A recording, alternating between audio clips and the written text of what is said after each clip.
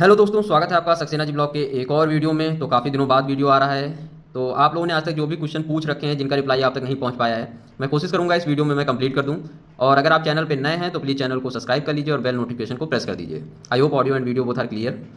सो शुरू करते हैं। तो देखिए, एक क्वेश्चन जो सबसे पहले मैं जिसका आंसर करना चाहता हूँ, अक्सर लोगों को एक कन्फ्यूजन रहता है कि वो इस चैनल को क्यों फॉलो करें और वो मुझसे जो सजेशन मिल रहे हैं उसको क्यों मानें। तो देखिए, मुझे लगभग 14 साल का कार ओनरशिप का एक्सपीरियंस है और ये पूरा चैनल ही ओनरशिप एक्सपीरियंस के ऊपर है कि जो मैंने आज तक सीखा है। क्योंकि इससे पहले 11 साल तक मैंने इंडिगो ECS थी मेरे पास टाटा की। तो टाटा की वकील अगर आप 2 साल भी रख लेते हैं तो आपको इतना आ जाता है कि आप उसको बना सकते हैं, क्योंकि वो अक्सर कहीं भी धोखा आपको दे सकती है। और लगभग 3 साल से ज़्यादा हो रहा है मेरे पास इस समय मारुति की विटारा ब्रेजा है। तो लगभग 14 साल से ज़्यादा का एक्सपीरियंस है मुझे कार ओनरशिप का, और लगभग आधा इंडिया में घूम चुका हूँ। तो अच्छा खासा रोड कंडीशन का, ड्राइविंग पैटर्न का अच्छा खासा मेरे पास अनुभव है। तो चलिए, आपको ये वजह काफ़ी होनी चाहिए सब्सक्राइब करने के लिए और मेरे सजेशन को मानने के लिए। बाकी आपकी अपनी मर्जी है, आप चाहें तो कहीं और से भी सजेशन ले सकते हैं। मेरे कोई भी सजेशन पेड नहीं होते हैं कि मैं किसी के रिकमेंड करूं किसी भी कंपनी को या किसी भी चीज़ को। तो इतना सफिशिएंट है समझने वालों के लिए, और नहीं है तो अब इसमें मैं कुछ नहीं कर सकता।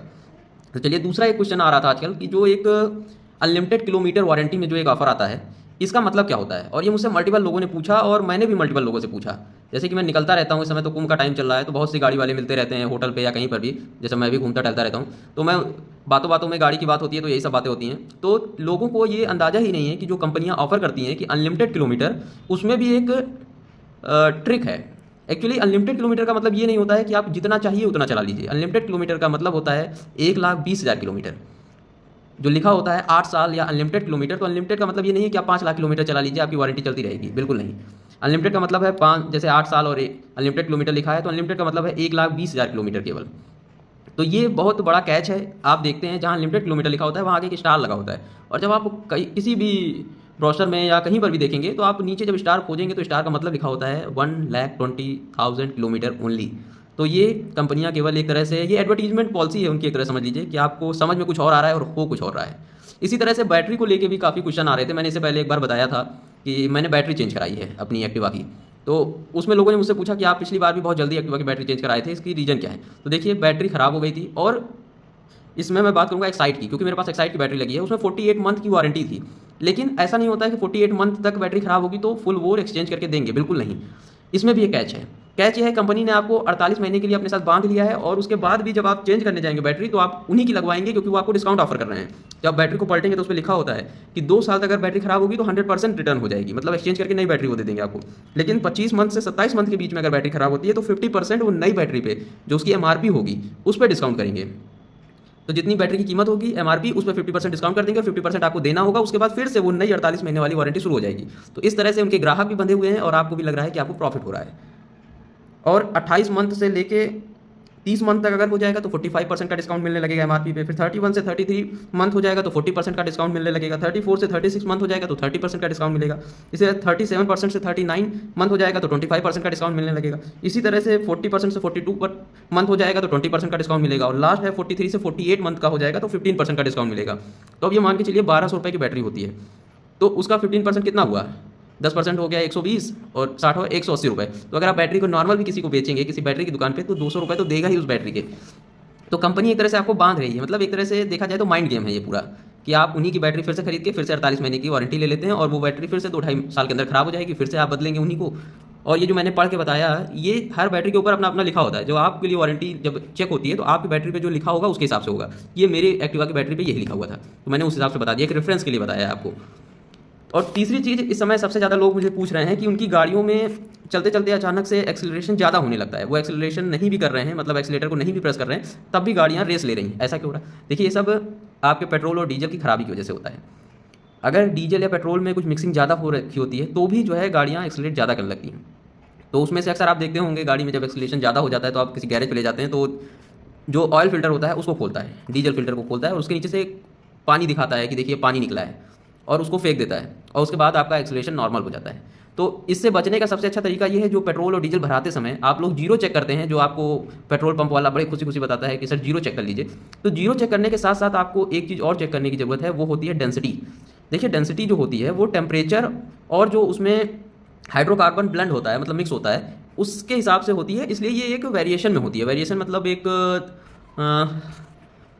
एक रेंज में होती है।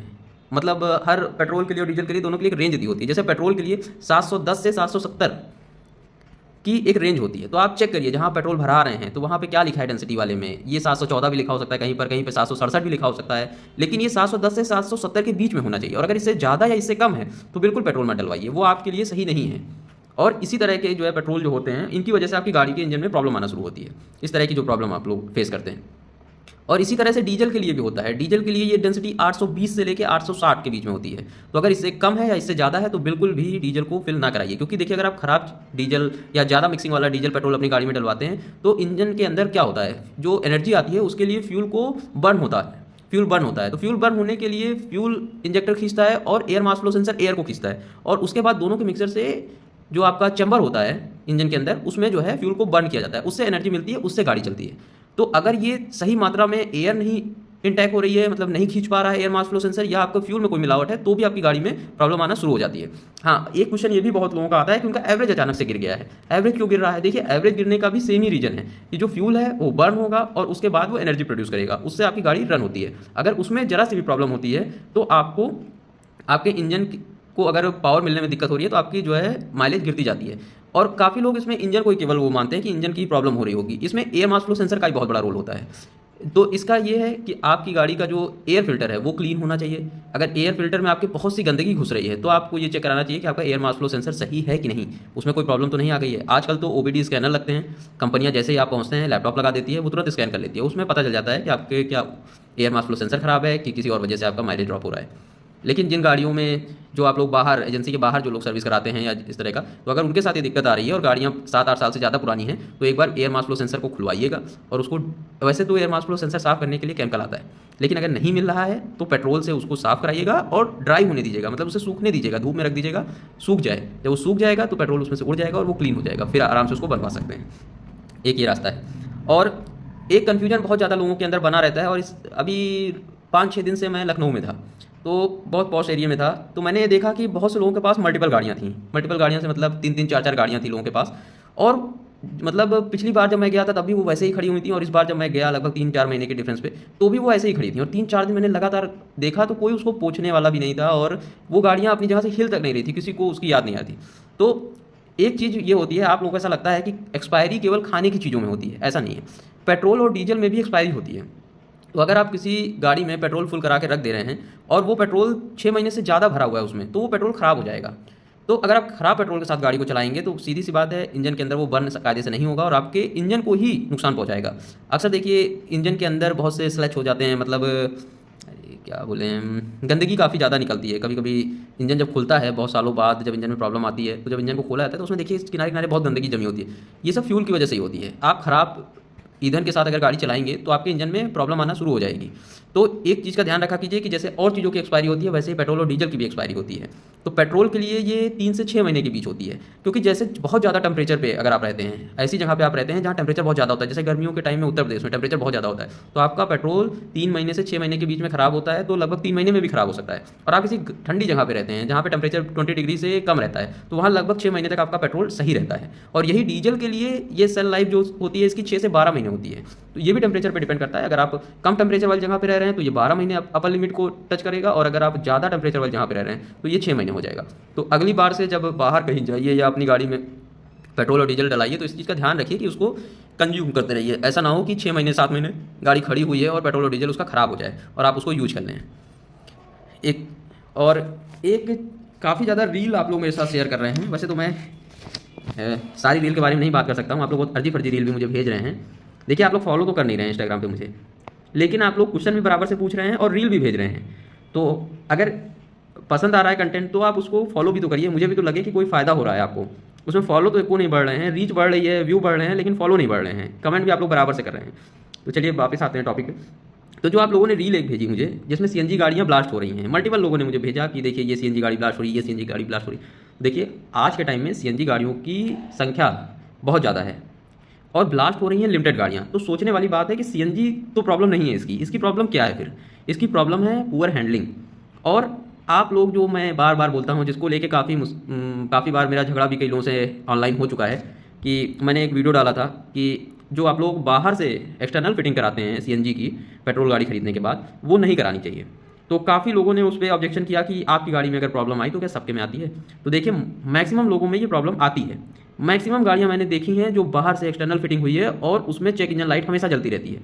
अब उसका रिप्लाई क्या आता है? ज़्यादातर लोग ये बोलते हैं कि चेक इंजन लाइट तो आएगी ही क्योंकि बाहर से फिटिंग हुई है। हाँ, आएगी, लेकिन ये नहीं आनी चाहिए। By chance check engine light यही तो बताती है कि आपके इंजन में कोई प्रॉब्लम हो रही है। अगर आपके इंजन में ज़्यादा प्रॉब्लम होगी तो भी आपको कैसे पता चलेगा? तो या तो इतना अच्छा इंस्टॉलेशन करें कि चेक इंजन लाइट नहीं जलनी चाहिए, तो वो कर नहीं पाएंगे। तो इससे अच्छा आप लोग ऐसी व्हीकल खरीदिए, जब कंपनी आपको प्रोवाइड करा रही है सीएनजी व्हीकल तो 70-80 हज़ार रुपये ज़्यादा ले रही है, तो आप 10-20 हज़ार रुपये बचाने के नाम पे केवल बाहर से लगवा लेते हैं और मल्टीपल प्रॉब्लम फेस करते हैं।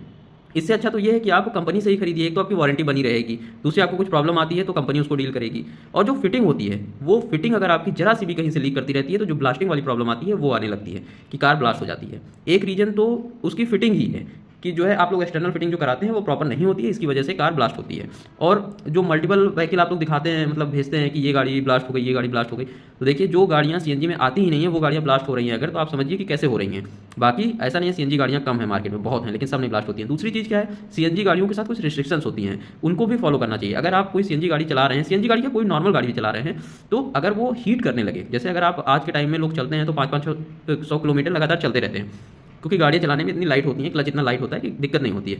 तो आप एक लिमिट से ज़्यादा, गाड़ी में तो फ्यूल बर्न ही हो रहा है, चाहे डीजल हो, पेट्रोल हो, सीएनजी हो, कुछ भी हो, तो गाड़ी तो हीट ही कर रही है, गाड़ी तो गर्म कर रही है। अब गाड़ी के जो इंटरनल कनेक्शंस होते हैं, जैसे कूलेंट होता है, ये सारे फैंस लगे होते हैं, वो सारा गाड़ी के इंजन को कूल करता रहता है, ठंडा करता रहता है। लेकिन एक लिमिट से ज़्यादा जब गाड़ी गर्म होने लगती है तो आपको उसको रेस्ट देना चाहिए। गाड़ियाँ आजकल इंडिकेट भी करती हैं कि हीट हो रही है, तो गाड़ी को ठंडा होने दीजिए, फिर नॉर्मल हो जाएगी, उसके बाद आप चलाइए। और गर्मियों में सबसे अच्छा तरीका है कि जहाँ आप गाड़ी खड़ी कर रहे हैं आप उसका हुड खोल दीजिए, तो उससे थोड़ा सा तो आसान होता है ये गाड़ी ठंडे होने के लिए। बाकी अंदर तो उसके होता है कि कूलेंट एक बार रन कर जाता है, जब गाड़ी गर्म होने लगती है तो कूलेंट रन कर जाता है, गाड़ी ठंडी हो जाती है। तो ये तो इंटरनल चीज़ है, इसको मैं ज़्यादा एक्सप्लेन नहीं करूँगा। तो लेकिन ये जो सीएनजी ब्लास्ट वाली जो गाड़ियों का आप भेजते हैं, इसको आप अपनी गलती भी मान सकते हैं। बहुत से लोग उसमें सिगरेट पीते रहते हैं सीएनजी गाड़ियों में। सिगरेट पीना आजकल का एक फैशन जैसा बन गया है कि लोग दिखावे के लिए पीते रहते हैं, खिड़की डाउन करेंगे, सिगरेट पीते रहेंगे। सीएनजी गाड़ियों में तो सिगरेट पीना ही नहीं चाहिए पहली चीज़, और अगर आप पी रहे हैं तो सीएनजी गाड़ी में तो आप बिल्कुल भी ना पिएं। ये ब्लास्ट की एक और वजह बन सकती है सीएनजी गाड़ी में, सीएनजी गाड़ी के आसपास सिगरेट पीना या कुछ इस तरह की हरकत करना। और जो सीएनजी सिलेंडर्स होते हैं, एक बार इंस्टॉल हो गए तो इसका मतलब ये नहीं है कि ज़िंदगी भर वो चलते रहेंगे। कई बार उसमें भी लीकेज आने लगती है, एक्सीडेंट हुआ रहता है या किसी और वजह से, तो उसको भी एक टाइम के बाद चेक कराया जाता है। तो उसको भी चेक कराते रहना चाहिए। ये मतलब नहीं होता कि एक बार गाड़ी खरीद ली तो अब जब तक गाड़ी फटेगी नहीं तब तक मैं चेक नहीं कराऊंगा। जैसे हर चीज़ की सर्विस होती है वैसे ही उसकी भी सर्विस होती है, उसको भी कराना जरूरी होता है, तो उसको भी ध्यान दीजिए। और एक क्वेश्चन बहुत ज़्यादा आप लोग पूछते हैं कि मैंने गाड़ी तो चलाई ही नहीं साल भर, गाड़ी तो 500 किलोमीटर चली है, 1000 किलोमीटर चली है, तो क्या जो कंपनियां 10,000 वाली सर्विस कहती है वो कराना चाहिए? तो देखिए, 10,000 वाली सर्विस नहीं होती है, वो होती है 1 ईयर और 10,000 kilometre which is earlier completed. मतलब जो चीज़ पहले कंप्लीट होगी, 10,000 किलोमीटर अगर पहले कंप्लीट हो रहा है तो भी सर्विस होगी। बहुत सी कंपनियां 15,000 की पीरियोडिक रखती हैं, तो 15,000 किलोमीटर पे होगी, या 1 साल कंप्लीट होने पे, क्योंकि काफ़ी चीज़ें खराब होती हैं, रखे रखे भी चीज़ें खराब होती हैं, तो उसको आपको कराना होगा। 500 किलोमीटर साल भर में चलाइए तब भी आपको साल भर वाली सर्विस करानी होगी। और अगर आप नहीं करा रहे हैं और आपने वारंटी है आपकी गाड़ी की, तो अगर आपकी गाड़ी में कोई प्रॉब्लम आएगी तो कंपनी अपना पल्ला झाड़ लेगी। अब ये सब इतना साफ साफ आपसे कोई और चैनल नहीं बोलेगा, लेकिन मैंने काफ़ी फेस किया है। जब भी कोई प्रॉब्लम आती है, ये केवल कार के लिए नहीं मैं बता रहा हूँ, और भी चीज़ों के लिए, जब भी प्रॉब्लम आती है सबसे पहले जो कंपनी का आदमी आता है, जो प्रॉब्लम को रेक्टिफाई करने आता है, सबसे पहले वो ये ढूंढता है कि किस तरह से इस प्रॉब्लम का जो बिल है वो आपके ऊपर फाड़ा जाए। तो सबसे पहले वो चेक करता है कि कोई ऐसी कमी निकले जो आपकी वजह से हुई है, जिससे ये प्रॉब्लम आई है। तो कार में भी यही है कि सबसे पहले वो चेक करता है कि कार की वायरिंग तो नहीं छेड़ी गई है, कार में बाहर से तो कुछ नहीं लगा हुआ है, तो ये सब अगर कुछ नहीं मिलता है तो फिर वो चेक करता है कि और इसमें क्या हो सकता है, कि सर्विस आपने ड्यू टाइम पे नहीं कराई, सर्विस ओवर ड्यू हो गई, बाहर से आपने सर्विस करा ली। किसी भी तरह से देखा जाए तो इंश्योरेंस कंपनी और जो कंपनियों की वारंटी होती है, तो कंपनी केवल और केवल सबसे बड़ी चीज़ ढूंढती है कि आपके ऊपर बिल किस तरह से फटे। मैंने आपको एक इंसिडेंट बताया होगा, नहीं बताया तो मैं आज फिर बता देता हूँ कि जब मेरी गाड़ी में हीटिंग की प्रॉब्लम आने लगी नई गाड़ी में, तो मैं गया मारुति के सर्विस सेंटर पे, तो वो समझदार इंसान मुझसे कहता क्या है, आपने 10,000 किलोमीटर वाली सर्विस पे कूलेंट चेंज करवा दिया था, इस वजह से आपकी गाड़ी में हीटिंग की प्रॉब्लम आ रही है। ऑथराइज सर्विस सेंटर में 10,000 वाली भी सर्विस हुई थी और 20,000 वाली भी हुई थी, लेकिन क्या था, दोनों सर्विस सेंटर चेंज थे। और कूलेंट हीटिंग को रोकने के लिए होता है, हीटिंग के लिए नहीं होता है। अगर 10,000 पे सर्विस में चेंज भी हुआ तो एक तो ये मारुति की गलती है कि क्यों चेंज हुआ, अगर नहीं चेंज होना था तो, और अगर हुआ तो भी उसकी वजह से ये प्रॉब्लम नहीं आ सकती है। जब मैंने उनको हड़काया कि आप ये बेवकूफ़ मत समझो, एक तो सबसे बड़ी आजकल उसकी समस्या क्या है, हर इंसान जब तक बोलता नहीं है तब तक अगले को ऐसा लगता है कि वो बेवकूफ़ है। नई गाड़ी लेके जाओ तो ऐसा लगता है कि ये पहली बार ओनर बने होंगे, तो इसलिए जो है वो पढ़ाना शुरू कर देते हैं। जैसे ही आप उनको सही अपना ज्ञान बताइए, उसके बाद वो नॉर्मल हो जाते हैं। आज मेरे सामने से वो लोग गुजरते हैं या मैं उनके सामने से गुजरता हूँ, खट्टे से मुंह घुमा लेते हैं, क्योंकि जान रहे हैं कि उनकी चोरी पकड़ ली है मैंने। अभी रिसेंटली मैं गया था, मेरे पास कूपन पॉइंट थे जो मारुति के आते रहते हैं, तो 720 पॉइंट थे मेरे पास, तो वो एक्सपायर होने वाले थे। तो मारुति की तरफ से मैसेज आया कि इसको रिडीम कर लीजिए किसी भी अरेना शोरूम पे जाके। तो मैं गया जब सर्विस यहाँ शोरूम पे, जो मेरे यहाँ सुल्तानपुर में है, तो वो बोलता है गाड़ी कहाँ से खरीदी थी। पहले तो उसको उसके बारे में कुछ नॉलेज नहीं थी। उनके ऑफिसर जो थे, जो मेन जिनको उन्होंने बुलाया सर सर करके, क्या नाम था, नाम तो मैं भूल गया, पोस्ट भी मैं थोड़ा भूल गया, RM थे या क्या थे, ऐसे कुछ थे। तो बोलते हैं ये पॉइंट कैसे रिडीम होगा, ऐसा वैसा 3-5 कर रहे थे। मैंने बताया कि मारुति की तरफ से मैंने बात किया, उन्होंने बोला कि किसी भी अरेना सर्विस सेंटर पे चले जाइए, वो आपका रिडीम कर देगा, आप कोई भी चीज़ खरीद लीजिए। 720 पॉइंट है, मतलब 720 रुपये की। तो बोलते हैं अच्छा ये गाड़ी आपने कहाँ से परचेज की थी। तो मैंने बताया कि मैंने लखनऊ से गाड़ी खरीदी थी। तो साफ साफ शब्दों में उसने बोला जब आपने गाड़ी हमसे नहीं खरीदी तो हम ये पॉइंट आपको क्यों रिडीम कराएं, जबकि रूल ये नहीं कहता है। अब मैं चाहता तो इस पर मैं खुराफात कर सकता था, मैं इसकी कंप्लेन कर सकता था, लेकिन सच्चाई ये है कि चाहे टाटा हो चाहे मारुति हो, किसी को कस्टमर से कोई ज़्यादा मतलब है नहीं।